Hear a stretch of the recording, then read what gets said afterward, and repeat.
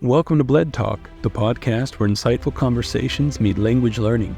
I'm your host, Samuel Bledsoe, and on this show, we dive deep into a variety of topics with fascinating guests from all walks of life. Whether you're an English learner looking to sharpen your language skills, or simply someone who enjoys thought-provoking discussions, Bled Talk is something for you. From engaging interviews to solo episodes filled with knowledge and inspiration, join us as we explore the world one conversation at a time. Get ready for a journey of learning, curiosity, and meaningful dialogues. Welcome to Bled Talk. Welcome, everybody, this week to this episode of Bled Talk. We are here with Jennifer, and she has some amazing things to tell us, and she has more than 17 years of experience as an English teacher. She shares a lot of content. She actually has her own podcast as well, right? That she do little interviews and conversations, give a lot of tips. And I'm super excited to have you. So first of all, thank you for coming on to the show. It's awesome. Always a pleasure. Thank you for inviting me. I'm glad we connected. I love connecting with other teachers and people on the interwebs. Exactly. It's so awesome to meet people who are like open to having that conversation and just being able to share more experiences. And speaking of sharing experiences, I want you to kind of tell us about you. Tell us about where it all started and how did you get to where you are today? Well, one rainy day, and no, I'm just kidding. The story, that's relevant here. I think one of the most relevant pieces of the story is kind of the experience that shifted everything for me. So when I was younger, I knew without a doubt that I was going to be a psychologist. It was never a question in my mind. I was going to help. I wanted to work with children, like teens. I knew exactly what I wanted to do. So like after high school, I got straight A's, I studied and got, some scholarships, and I went to school because I knew that I wanted to do this, I was researching PhD programs, I was all in. And in my sophomore, junior year of college, there was a study abroad fair. And I come from I live in San Diego, I'm from San Diego, but I come from a smaller town, inland San Diego. And my sister, has never been outside of the country. My brother has been, I think, to Mexico once or twice. My family doesn't travel. I didn't come from a really open-minded family. And so I never thought about studying abroad or going abroad. And I had, this experience at a job, a study abroad fair, and I was like, oh, I'm going to do that. So my junior year, I ended up going to San Sebastian, right? Spain, or really Basque country, right? And oh my God, this blew open my world. The experience of language. I had already been learning Spanish throughout school, high school, college, and everything, but this immersive experience within this culture. I lived with a host mom. It was so cheap on Ryanair to travel throughout Europe. I went to Dublin for St. Patrick's Day for €8. It was insane. So I had the opportunity to travel so much. When I got home and I was studying, continuing my degree to get my bachelor's degree, I was like, man, I got the itch. The travel bug bit me and I was infected, as cliche as that is. And, of course, for English learners, that travel bug is an expression of when you really want to travel. So I got home, and coincidentally or not, I always believe the universe works in beautiful ways, is that next year, the first semester of my senior year in college, I had to do a project that I was studying and researching the next 5, 10, and 15 years of my life. And I realized that I would have been graduating with my PhD at almost 30. And I had this moment of 30 years old and just finishing school. Where am I going to travel? When am I going to travel? And I knew I had to fulfill this travel experience and expand, everything. So I ended up taking off a year after college. My gap year. Most gap years are between high school and college. I took my gap year after college because I wanted to kind of explore more. And I thought I'm going to go for a year. I'll figure it out. I'll come back and then I'll start my master's program. No, my friend, that did not happen. That did not happen. So, my friend and I decided we wanted to move to Australia. So I recruited a couple of friends to come with me. And, she didn't speak any other language. We wanted to go somewhere warm. So that really scratched off a lot of our opportunities of where we could go. There was also work visas and limitations on that. So ultimately we decided on Australia, and we moved to Australia within 6 months, like as soon as we got our visa. And within a month of being in Australia, I met my now husband. So you could kind of imagine like where things kind of shifted there as well. And my husband's Brazilian. That's the last name, Nascimento. That's why I speak, Portuguese as well.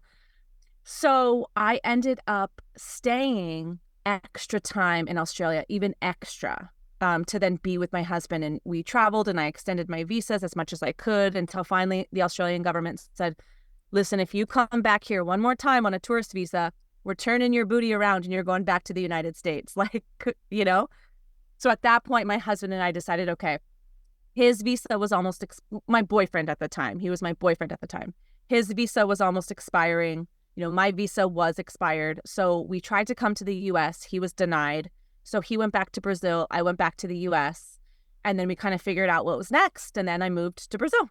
So I moved to Brazil in 2010 to 2011. So like January, I spent New Year's going into 2011 there.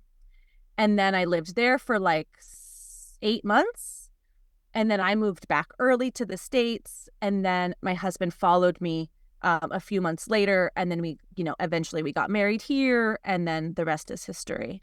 So that's kind of my personal life. And the huge shift was, that travel bug that got me. I thought I was going to be a psychologist, and I shifted.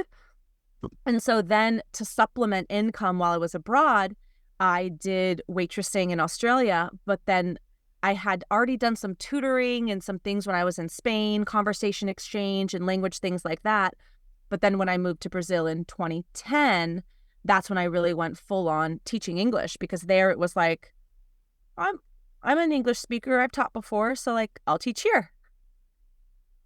And I could keep going, but I feel like I'm like rambling on and on. No, you're doing, yeah, that's good. No, that's really what I wanted to get into, was like, you were talking about how you were in Spain, and then you kind of went to Australia. And then I guess the question is like, where in there did you kind of get that urge to say, okay, so, all right, so I'm going to have my PhD when I'm 30.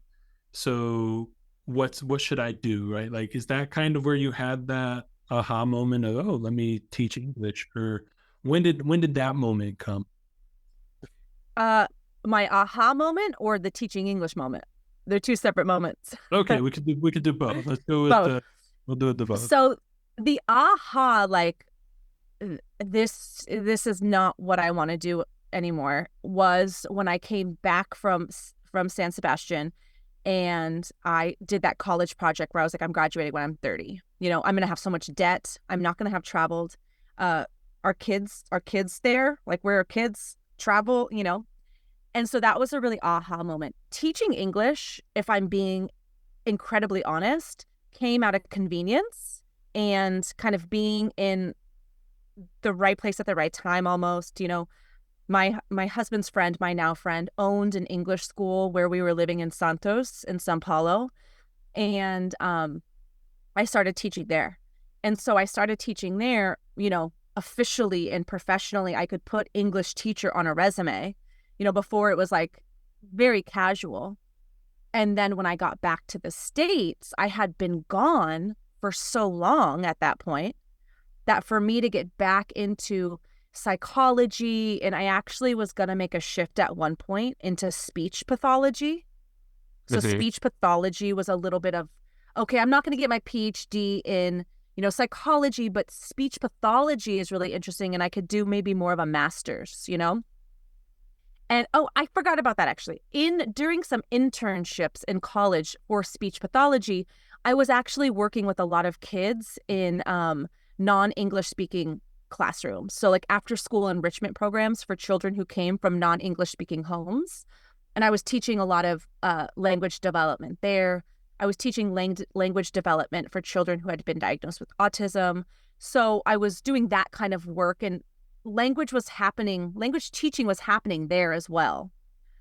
So then when I got back in 2011-ish, I applied at a couple of like speech pathology offices, and they were like, how long have you been going? Like, do you remember ABA and these methodologies and this and that? And I was like, oh man, I am rusty, when it comes to like psychology and speech pathology and all of that. So I'm like, you know what? I'll get a job at this local English school while I'm kind of figuring out what's next.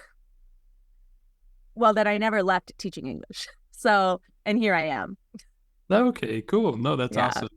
I Yeah. I think that's awesome, especially since you were honest about it. Because I think sometimes from some people, when we learn about their professions, it's like, oh, they want you, people want to hear, oh, they wanted to be an English teacher since they were a little kid. And I was like, look, I always tell people my worst subject in school was English. Like Oh my gosh. So funny, right?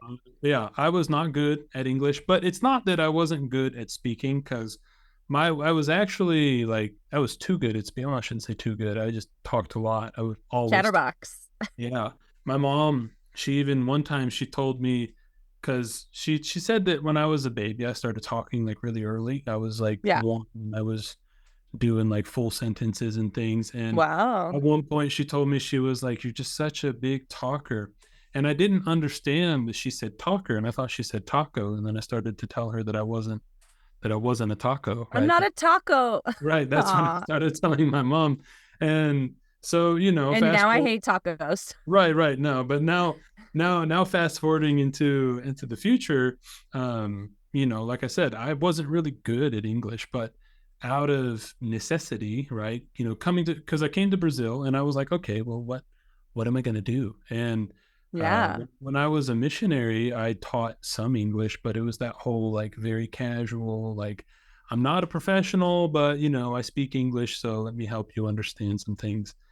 And then I came and married my wife, and I was like, oh, now I need to have a job, and I do need to be professional on top of, Yeah. Yeah. it's a very big difference in between like someone who's native and like just is talking to you versus someone who's native and like understands what's happening in the language and being able to explain to you the little things about.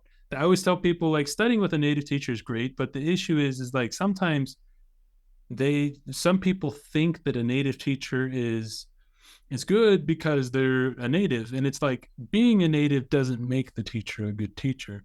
It Oh, helps them. 100%. Yeah, it helps them like understand. I always tell people natives are really good at pointing out what you did wrong, but a good teacher is going to point out what you did wrong and tell you why it's wrong. A lot of natives, they'll tell you that doesn't sound right, but they can't tell you why it doesn't sound right. Yes, 100%. 100%. Yep. I'm so glad you did bring that up too, because um yeah, I'm gonna add to your native speakers are really good at telling you what's wrong. Native speakers are really good at understanding, and I just talked about this in my last podcast, understanding like the small nuances of language. Because like, understanding why we would say like, oh, I'm going to take a quick shower instead of a fast shower. Like why quick is used over fast. Or sometimes these, collocations are so much easier to just teach because they're so deeply understood because of how we learned language. Yep. But yes, sometimes, with certain expressions or things, the difference between a native speaker and a native speaking teacher is the teacher can tell you why. And I've told some of my students in the past that if you have an English teacher that often uses the explanation of, oh, that's just because it's the way it is. Oh, that's just the way it is. Then that might not be a sign of a great teacher, because most of the time there is a reason why, whether it's a grammatical rule or a contextual nuance, a little small difference based on context, or an idiom or an expression, things like Right. that. So Yeah. it is a good point that you did bring that up, Mm. a native speaker. Yeah. And I do also want to say that like I love teaching, and although I like fell into it originally, I did end up going and getting certified in teaching. So I have a certification in teaching and learning how to teach. But why I ended up creating my own business in 2014 was because I had been teaching in a classroom and I was using, their curriculum and their books, and I felt so limited that I ended up supplementing and creating so many of my own activities and lessons from the materials that I'm like, I have a knack for this. Like, not to toot my own horn, but I'm good at this. Right. And then I ended up like I could reach such a broader audience teaching these things that I'm limited to this group of 15 using this grammar textbook. Like I could blow open everything. And so that's kind of how I started teaching on my own, and then I also thought like I know I'm going to want to have kids someday, so I would love the opportunity to work for myself and have the flexibility to work at home. And so I'm so grateful that that has also been a part of my story, that I'm able to do that because I have two small children now. So, Yeah. No, definitely. I agree with you. And I think it's also important to say, like, there's nothing wrong with a teacher. So, like, I don't know if you've noticed this within like the community, but like a lot of times there's people who look for teachers specifically because they're native, right? Or because they have that. And I always tell people, like, just because someone's native doesn't mean that that's the right choice for you. And so I think some yeah. people need, if it's a non-native teacher, that's okay. It's perfectly fine. And like you said, like I just kind of, whenever you're talking about how they have that deep connection to things, I always tell people that a really important thing that I think about, like with natives, for example, when I learned Portuguese, I learned from native speakers. And the thing Yeah. is, what has helped me really understand how to speak with Brazilians specifically is understanding their culture that they have that goes with Yeah. language. Because I tell people, when we talk about American English versus British English, one of the big reasons why they're different is because we have a different culture. You know, Nice. Yeah. when we talk about a ballpark estimate, that is a very American expression, because what other country is using a ballpark as Right. their idea? Who understands what a ballpark is unless you understand what baseball is? And Yeah. Great. there's just a lot of little things like that that I tell people that, when you are a native teacher, you understand those deep cultural roots into how you say things.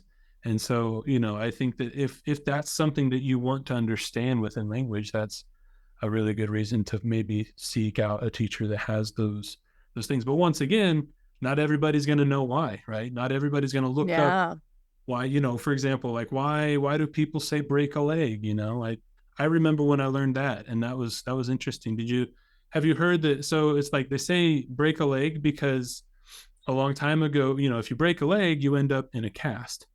Yeah. And in Ah. theater, and in theater, when you're part of it, when you get the part, you are part of the cast.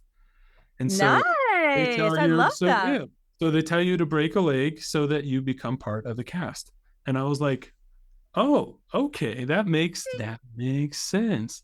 So And just, much sense. but like learning those little things and why people say those things, I think really helps us explain it better and helps people think, and associate too. Like learning expressions is great, but like if you don't know when to use the expression, Oh my gosh. it's difficult. It's just like swearing. Like I always tell people, whenever people learn swear words and they try to swear in a different language, I think it's funny sometimes because it's like you almost got it. You almost said the F word in the right place. But it just didn't make it. Click. Like it didn't click. I was like, it's just swearing is one of those things that's like a very elevated, advanced level of language, I think. Yes.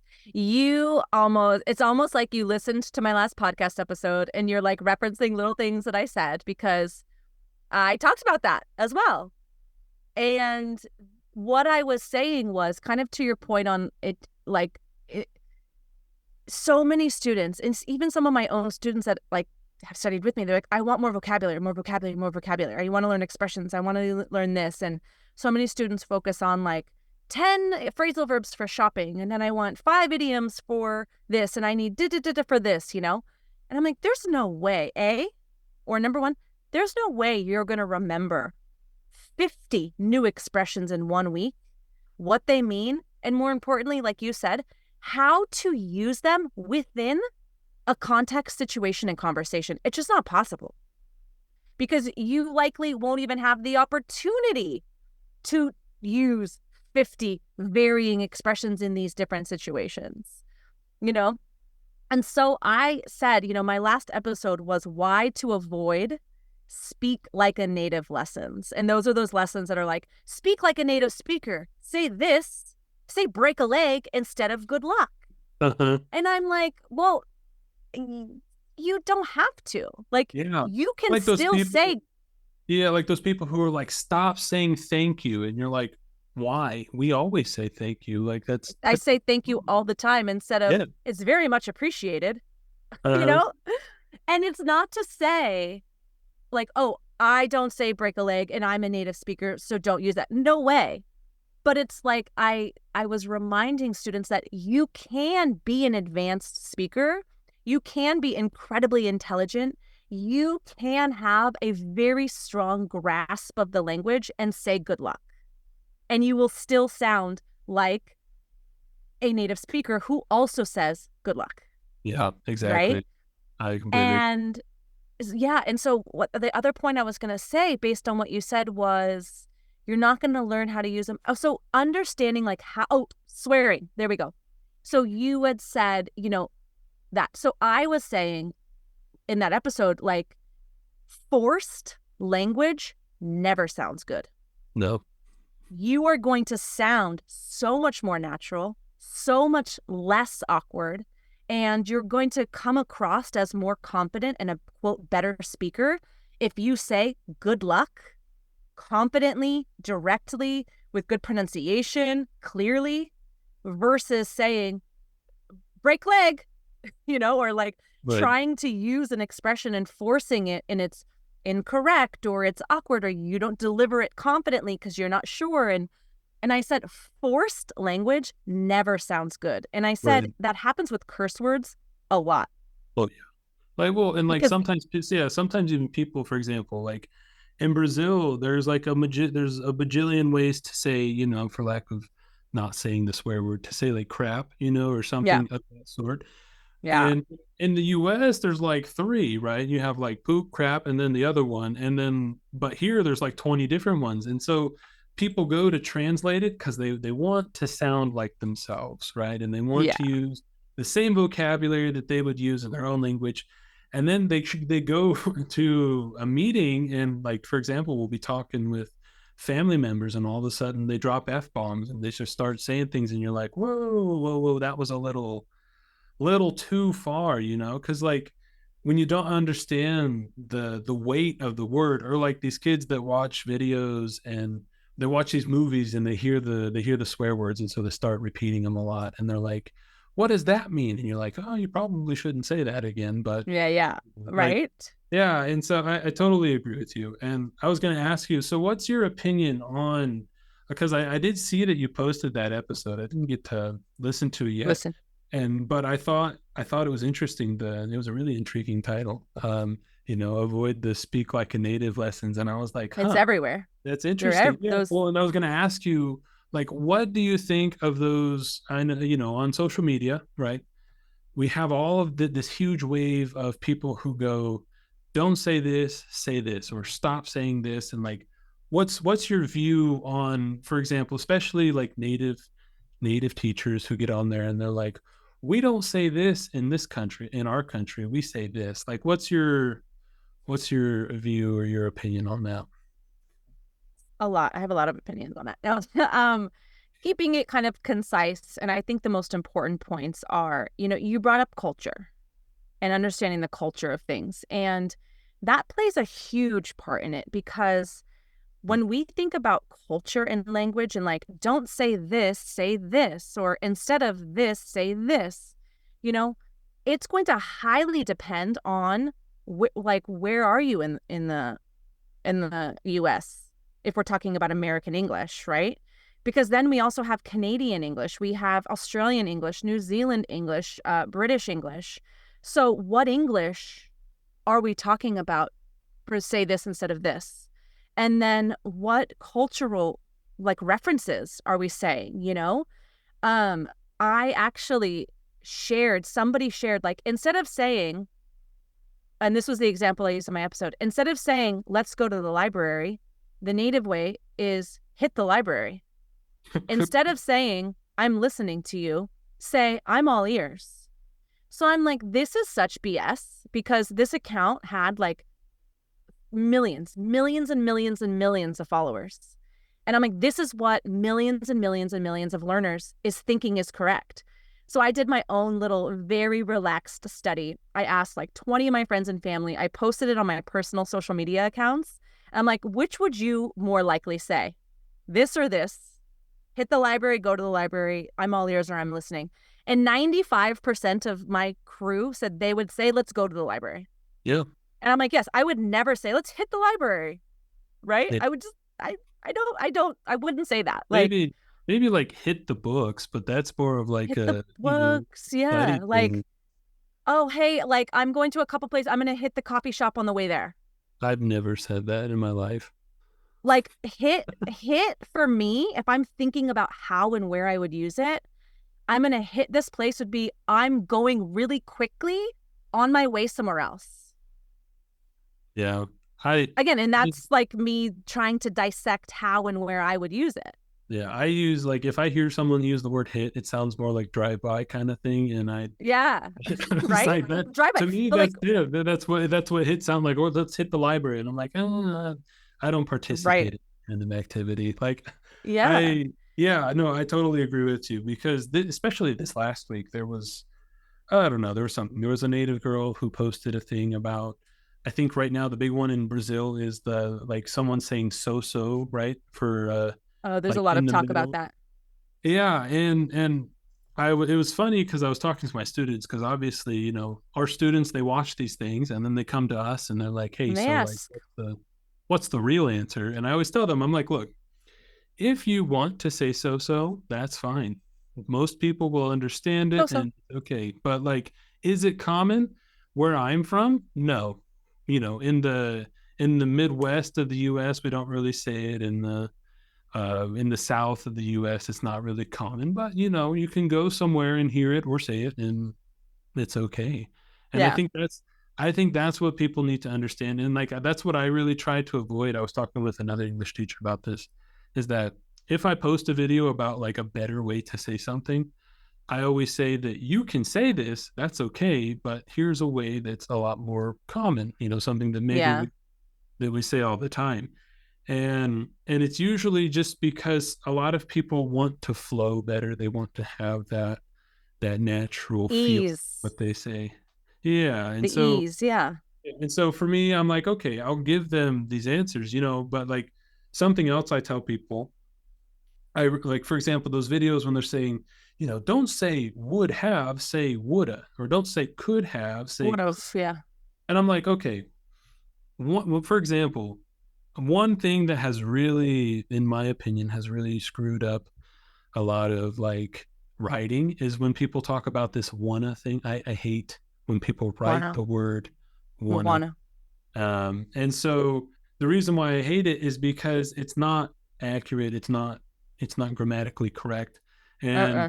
and I tell people, I was like, look, grammatically, you need to write I want to, you Yeah. know, and it's just like if you were to write I'm a go to the store instead of I am going to the store, I'm a. Yeah. you have For to sure. write those things. And so I always tell people, I was like, look, you kind of need to know both if you're going to be writing in English too, because when you write I want to do this, it looks very unprofessional. And but people teach it all the time. They teach these in these videos. They're like, say wanna, say coulda, say shoulda, say this. And I was like, but also if your English isn't flowing like the rest of it, you shouldn't plug it in. Does that make sense? I don't know. Like if it Well, doesn't, it's gonna sound forced, right? exactly, it's not gonna, you're gonna say I wanna and then like have a really choppy sentence that just doesn't work. Flow. Yeah. So that reminds me of the other point I wanted to say about like what was my opinion on those types of things. And what I've said, like in podcasts and on Instagram and to my students, and I've shared is remember that content on YouTube, content on Instagram, content on TikTok, content on Facebook, it's content. It's content that the teacher or the influencer needs to put out and continue to put out to continue to grow their audience and connect. Everyone's sharing content in the language learning space with a goal to get students or sell courses or da-da-da-da-da. You know, sometimes there's a hobby. But still, the hobby, the idea, even if someone's doing it as a hobby, they still want it to grow and they want more people to see it. So in order to keep growing and to get attention and to teach new students, right? We as teachers, we want to teach as many people as we can. In order to do that, we have to keep producing content. So at one point, what are you going to teach, right? You have to come up with lessons to teach. So you start saying, okay, well, I've already taught XYZ, so now I need to say ABC, you know? So I tell my students that those lessons are interesting because you can learn something. You can learn a synonym, or you can learn about cultural differences if that teacher's from the East Coast versus the West Coast, or British English versus American English. There's something of value to learn with those lessons. But sometimes it's created for the sole purpose of that teacher needs to create something. Yep. Right? Yeah. And so that something may not always be truthful, you know? Yeah. And yeah, it's hard. And so it's also really interesting because, like, I'll use the expression of, you know, I'm from California, I'm from the West Coast. And at one point I moved to Arizona, which is the next state over, but it's very different from coastal California. And we were driving. I was in a car with a girl from Arizona, a girl from Washington, a girl from I can't remember where else, and then me from California. And we're driving and we missed a turn. So when we came up to the stoplight, I said, oh, can I say a bad word on here? Yeah, sure. That's fine.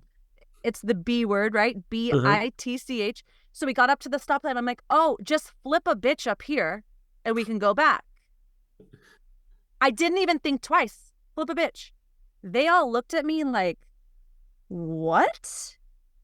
Like, and you, when I said it, you laughed, right? Is that an expression you've ever heard? No, we don't say that. So, and they were like, what? Jennifer, what are you even talking about? I'm like, flip a bitch, turn around. What do you mean you've never heard of it? No one in the car had ever heard of that expression. But for me, like, it's such a common expression that I hear used all the time. So this is a really good point that if I did, hey, instead of turn around, say flip a bitch, and you'll sound more like a native. You're going to come back and be like, I've never even heard of that expression as a native speaker. And so again, culture plays a huge part in what we learn and what we teach. So, absolutely, you know, all of that should be said. So I feel like all of those lessons should say, instead of this, say this. If you're in San Diego, California in the early 2000s, you know, right, or things like that. Well, and then it's funny that you bring that up. And that's something that I've really tried to focus on.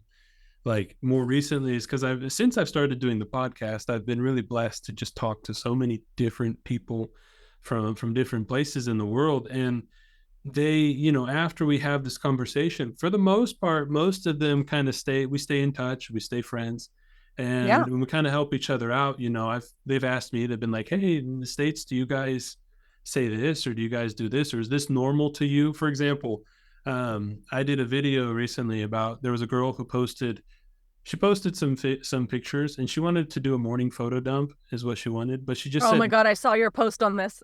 And she said morning dump. And I was like, okay, before I make this video, I talked to my Australian friend. I talked to one of my British friends, and I was like, what does take a dump mean to you guys?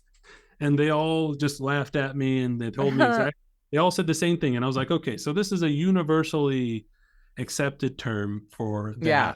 So, and that's why I made the video. And I even had people who, they were like, oh, but you know, there's not really a difference. And it's like, you can have this. And I was like, no, it's a difference. I was like, I know enough people. I've talked to, I've did my mini research on it to know that Right. like, it's, and I'm not making it just for content, but also because like, I want to, whatever I make out, whatever I try to put out, I try to make sure Of that it's course. beneficial in some way.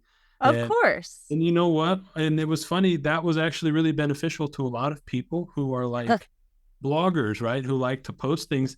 I had people who are like, "Oh my gosh, I posted a dump every month last year, and I just said dump. Like, this is my January dump and things like that." And I'm like, Yeah. yeah, I'm glad you know now, because if I was to read that, if I saw that, if my brother would have saw that, because I do the same thing that you did. I talk to people. I'm like, hey, so if I told you this, what would you think?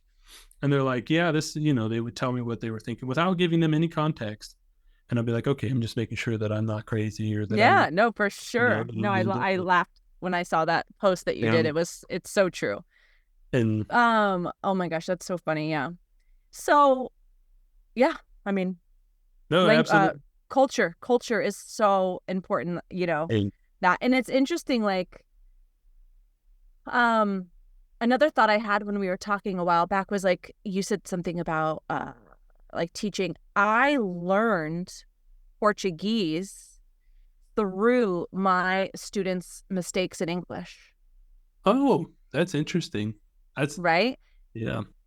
And so I was able to then I have like a pronunciation course for Brazilians, for Portuguese speakers, based on like these mistakes and errors that I would hear all the time.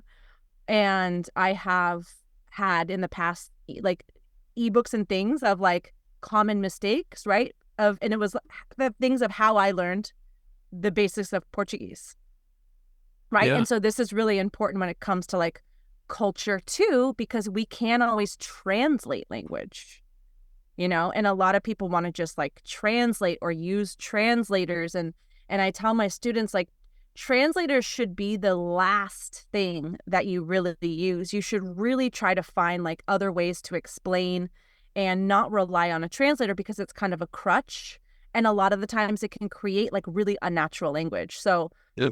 when students would say like, oh, I have 37 years old, in the beginning I'm like, I'm like, oh, eu tenho, eu I'd tenho.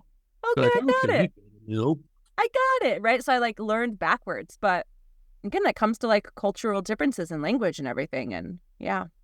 No, absolutely. I agree with you. I think that's another thing that I really try to, like, a lot of my videos, I really try to focus on like what I hear my students say, and I'm like, oh, okay, so they say this because they think of it this way. Yes. And so, it's just like, for example, I didn't know this for a long time, but like in Miami, whenever you go to the store and someone goes up to you, yeah, actually, let me ask you what you would say.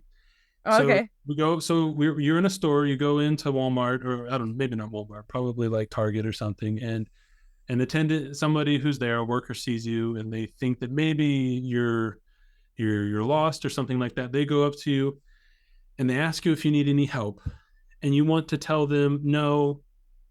What's the next line? Oh, depends. What am I doing there? Right. Oh, no, I'm browsing. No, I'm just looking around. Or no, I'm good. Right, exactly. So like No, I'm good. most of the time, like where I'm from, we say I'm just looking, right? I'm just looking around. Okay. And so that was a big thing that I teach people. And I always get this big backlash of people saying, no, it's not. I'm just looking. I'm just browsing. And I was like, okay, first of all, in Miami, apparently this Browsing. is where this, because this is always everybody's Interesting. Yeah. their experience to tell me that I'm wrong is to say, well, I lived in Miami for 10 years, and we'd say just browsing.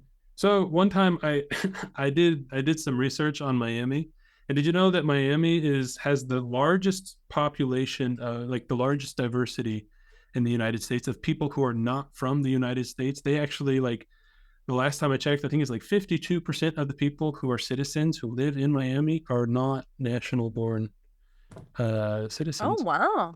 Yeah. So that, And I mean, that's going to play a huge part into language, exactly. into And culture, into yeah. everything. I said that one time and a lady got mad at me. She was like, oh, what's your problem with immigrants? And I was like, I didn't say anything like that. I'm just saying that like when over It half the population is not a native English speaker, that's going to create a different English. I saw an article the other day, actually, I think it was today. They're talking about how there's a different dialect of English just in Miami because of the mixture of interesting. Spanish and English that they've had for so long, since Cuba. So like since like 1959 Yeah, or something. They've just kind of been creating this different speech pattern, which is perfectly fine. It's okay. It's just, I always tell people that you can't take that one city experience and be like, this applies everywhere, or like you're wrong because no you said way. this.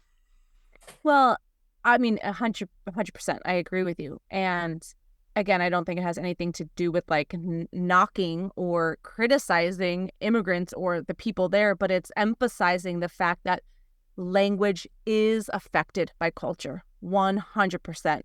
And I saw something recently, wow, it was maybe like a month or so ago of someone. It happened to be a non-native speaking English teaching this that may have made a difference or not. I don't know. But just for the sake of telling the full story, I saw this person and they were saying like, they were talking about the word ain't, Mm-hmm. AIN apostrophe T, ain't. And they were saying that like it's incorrect English and you can't say it, but you might hear native speakers say it. So why is that? And it's because native speakers can, they have the ability, the luxury of making mistakes and it not affecting, their overall Mm-hmm. flow and ability to be understood and things like that. So like, but you shouldn't say ain't because it's incorrect. And I'm like, whoa, whoa, whoa, like ain't, if we're getting really technical, it's what's African American vernacular English. Like ain't is actually a part of a very specific type of English, and it's called vernacular English, and it comes from like the African American society, right?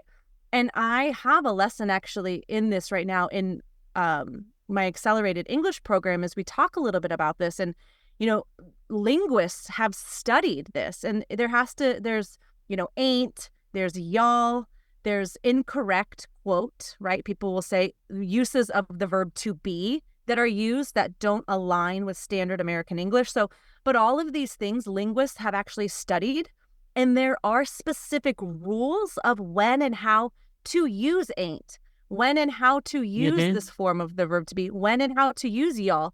And so I was like, gosh, that there's so much more Like, in that lesson versus like it's a mistake, right? And it's yeah. like it's not a mistake, it's an entire regional dialect Uh-huh. Well, and of a vernacular English. exactly. Well, and that's interesting that you bring that up, because like when it's funny, because when I hear people, so I almost every time that I hear people talk about like ain't or y'all or those kind of things, Yeah. it's very rare that I meet an English teacher that's from the South of the United States. Uh-huh. And my whole family, like my whole family history, is in the South of the Mm-hmm. U.S. My mom was born and raised in Georgia, and like that's Yeah. how she talks. That is just how it works. And so like a lot of people, like you said, they learn and they're like, oh well, that's improper English and the thing. But like I would say even apart from it being the African American vernacular English, it's part of the regional dialect of how they speak. Because Yeah. within the South, you have different styles of accents. Yeah. And a lot of times it also has to do a lot with class as well. You have a more poor like mountain range southern accent, where versus a rich like plantation owners. Oh, Uh-huh, exactly. And so I think it's interesting when people they talk about these things, and I'm like, and I would say like y'all never been to the South kind of thing, because like yeah. Y'all never been you to the just South. yeah, you just don't know how it is, like, and I think it's funny, especially like, I don't know, but it's like you said, it's once again going back to culture, region. It's like, for Yeah. example, the North, when they learn about the Civil War, they learn about it as the Civil War. When the South learns about the Civil War, they call it the War of Northern Aggression. That's Right. that's the that's the name of it. And so Culture. like it's culture, and that's culture all just within one country. And so I within think, one section yeah, and just of the one half, country, right? right? That's like without the whole Western front and everything. And so when I talk to people about those things, I always tell them that, you know, in the US, there's a lot more there's that, you know, I would say that it goes really into regional, it goes into your economic status. But the thing is, I also tell people that I do understand teaching like a standard of English, because whether we Yeah. like it or not, there needs to be some type of like, okay, well, if you know, if you don't understand this, at least this will be understood by everybody else. Everybody who speaks these dialects will at least understand this. And Yeah. so I think that's where we get the difficulty, because it's like, okay, well, you know, we can't say that these don't exist, but at the same time, you know, how are we going to help people understand? For example, we, you know, in the north they're going to say more like you guys, but in the south they're going to say y'all, and like, you know, but then the proper Yeah. way to say it is just you, and it's like, okay, well, But what do we do, right? And what so do you do? it's a it's a very that's a whole Oh another my gosh. episode and a half of Of all conversation. of that. Well, I'm even just thinking like, when you are taking a TOEFL test or an IELTS test or anything like that, because I taught that test prep, I still do sometimes. It's not what I mostly do now, but in these test prep classes, especially when it comes to writing, we say you can use American English and American Standard Spelling or British English spelling, but you need to choose, because there is a challenge of like mixing between the two. If you're saying like color OUR, but then spelling something else the American way, and I would say that's kind of the same thing with like ain't. Like it might come across as quote incorrect because you're not fully using that dialect in Exactly. everything that you're speaking. So the same way that it would sound awkward as, an American, if I'm like, oh my gosh, you're throwing a spanner in my works. And you might be like, a spanner? What? A wrench? Oh yeah. Just because that's a British and American vocabulary word difference. So, you know, I mean, that's something to take into Right. To kind of, consideration.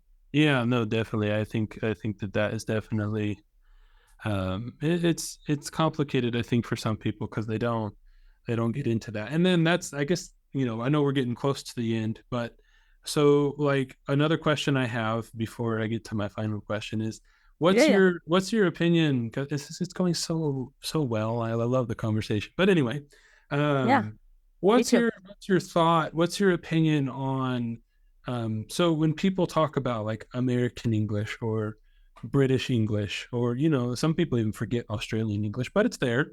Right. Um, you know, South African English. get that too. There's just so many different types of English, and when we talk about those things, and then there's a lot of teachers that come in and say, no, but English is it's a global language.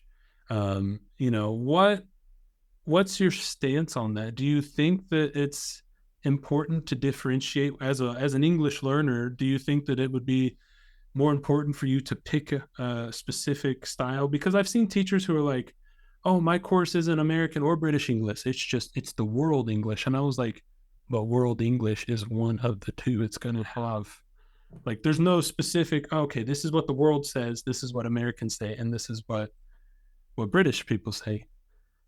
I Like, don't know what your last question's going to be.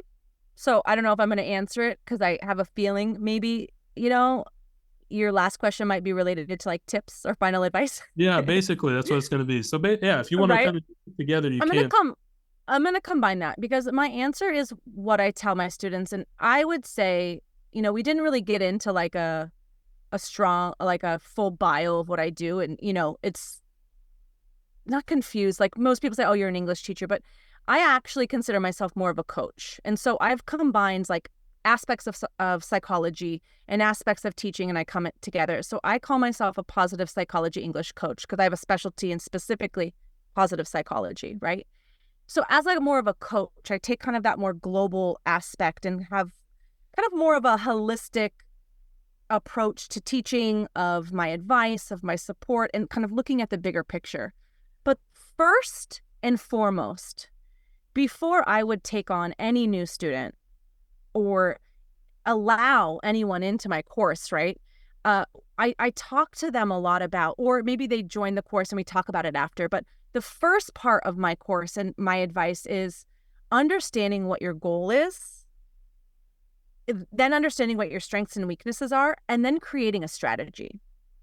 So to answer your question on what's my thought or opinion on like American English, British English, world English, it highly and very specifically depends on what you want to do with your English and what your strategy is. Because if you're wanting to learn English for fun, to travel the world and be on like English meetup groups online, it doesn't matter. Learn American, learn British, learn New Zealand, learn South American, learn it all. A little bit of this, a little bit. It doesn't really matter because there's just for fun. But if your goal is to move out of Brazil and work in a US based multinational company, then you're going to want to focus on American English because you're going to be surrounded by American English. You most likely will be having American clients, talking to colleagues. American English is going to be more of your world in a US-based company. And same thing, if you're wanting to move to Canada, Canada is going to have different cultural rules, different, vocabulary, language rules, and some accents going to be different. So if your goal is to move to Canada, then you wouldn't want to be focusing on, South British English. And so it comes down to what is your goal? Because if you're also going for the TOEFL or the IELTS and you need a 27 or a minimum of a 26 or a 27 on like speaking and writing, then you absolutely need to commit to standard American English, to British English.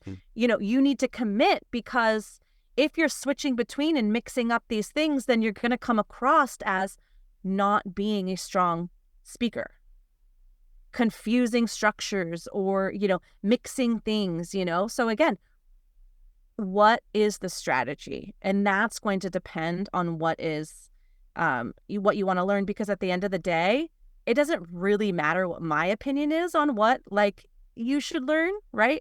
Anyone listening, because every student's going to be different. And every student's going to have a different strategy to reach to their success, And kind of on that note too is, let's say two students come, we have Bruna and Bruno, right? Bruna and Bruno, they want to come. Both of them want to move to the US to work in Silicon Valley in tech here in California. And they want to improve their English so that they can do that. Okay.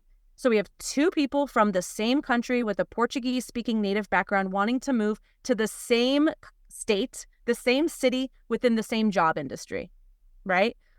Bruno is really great at listening and writing and reading, but he has such a complex and a mental block when it comes to speaking. He can ace any grammar test. He knows vocabulary in and out, all of that, but he just can't speak because he has a mental block. Bruna, you can't get her to stop talking. Bruna just talks and talks and talks. She makes so many mistakes when she talks. She doesn't care. She has no fear. She has 100% confidence. She has no mental block, but she makes a lot of mistakes when she speaks. My strategy with both of these people are 100% drastically different. My advice for these students are 100% drastically different, because their strengths and their weaknesses are different, right? So even though they have the same goal, right, them as an individual are different. So their strategy and my advice would be quite different. That's awesome. That is fantastic. I think you did a really good job at answering both of the questions in that, but that is fantastic. And I think that's a really good note to end on. So yes, thank you so much for the conversation, for everything that we've talked about. And thank you everybody else for listening. And thank you so I will much. have all of Jennifer's links and things in the description so that you guys can, you can click on them, find them, and use her courses, use these resources that she talked about as well. And who knows, maybe in the future we'll have some collabs and some things like that. And Yeah, I'm looking work forward to a little together. bit of something. So I would love to just share, if I may, Go ahead. Yeah. that everyone can find me. I'm Jennifer Nascimento, but you could find me online at English Outside the Box. So that's EnglishOutsideTheBox.com. Instagram, it's English Outside the Box Jen, because somehow English Outside the Box was taken. So English Outside the Box Jen. And on that, there's like my contact information. I always say, I have a direct line to WhatsApp if serious learners interested in learning want to communicate more with me about what they heard today, or to talk about goals, to talk about strategies. I do want to emphasize it's not a place to just have a free conversation practice, right? WhatsApp, Right.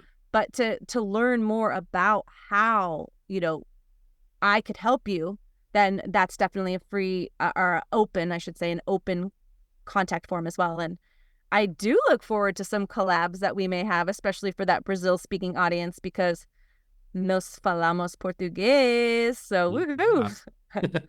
So thank you so much. And it's been awesome to have this conversation. And Thank you so um, much for having me. it was wonderful. And we will hopefully, in the future, you are definitely welcome to come back, and maybe we'll continue the conversation, because I feel like there's still Yes. so many topics to discuss and to go over. But thank you, And everybody. same. And have a wonderful, wonderful day. And everybody who's listening, have a great week. And we'll see you next time on Lit Thank Talk. you guys. Have a good Bye-bye. one. Bye. Thank you for listening to Bled Talk. Don't forget to subscribe and follow us for more content. We are on all of the popular podcast platforms like Spotify, Apple Podcast, and we're even on YouTube. Don't forget to send in your questions and your suggestions. Thank you once again, and have a great day.